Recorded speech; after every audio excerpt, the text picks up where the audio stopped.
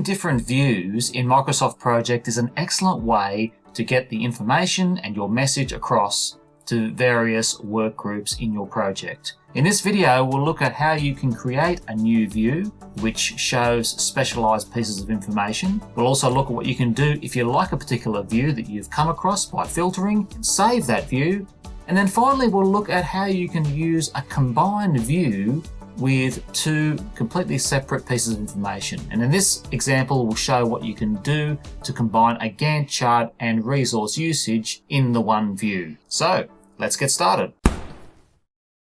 Say, for example, you wanted to create a new view which showed only the critical tasks in your project. How could you do that?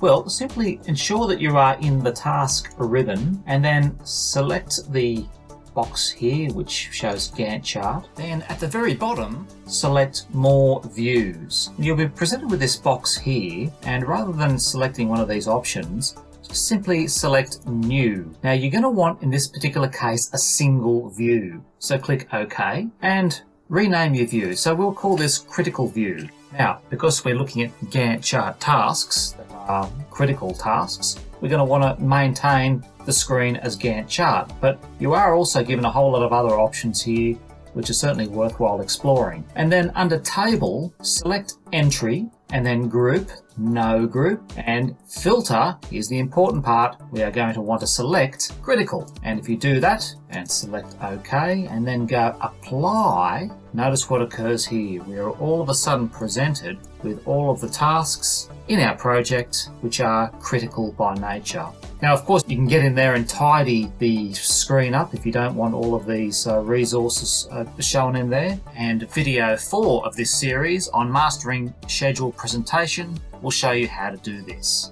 And of course, if you wish to return to your normal Gantt chart, you go back up to your Gantt chart button here in the top left-hand corner, and you simply select Gantt chart, and you will return to the sheet which shows all of your tasks.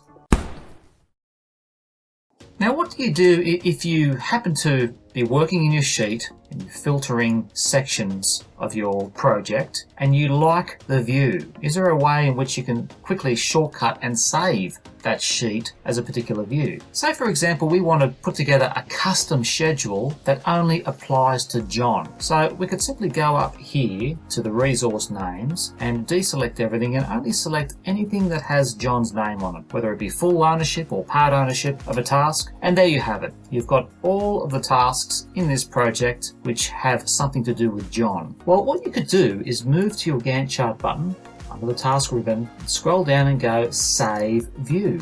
And you'll be asked to save it, so we could call this John's View. Click OK, and there you have it. You now have a custom schedule. You can even hide those resource names because you know everything in here has something to do with John. So straight away, you have your normal Gantt chart view, and then you can quickly select John's view for when you're having a one-on-one catch up with John, or you're wanting to go through John's goals for the week. There you have it. So you've got a nice custom-made schedule for John in one neat little package. Now, word of advice, when you return to your Gantt chart, don't forget to remove the filter. That way your Gantt chart can resemble and show everything that you want to show in your project. Now, is it possible to show Gantt chart tasks and resources in the one view? The good news is, yes it is. So go to the Gantt chart button. Once again, go to More Views, Gantt chart. Once you're in More Views, click New, and you're going to want to click Combination View this time. And here you'll be presented with a couple of options. You'll have a primary view and then a details pane. The primary view is what will be shown at the top of your screen, and the details pane down below. And what you could simply do is call this Gantt and Resource, and then under the primary view, select Gantt chart, and then details pane, select resource usage, and click OK. Click Apply.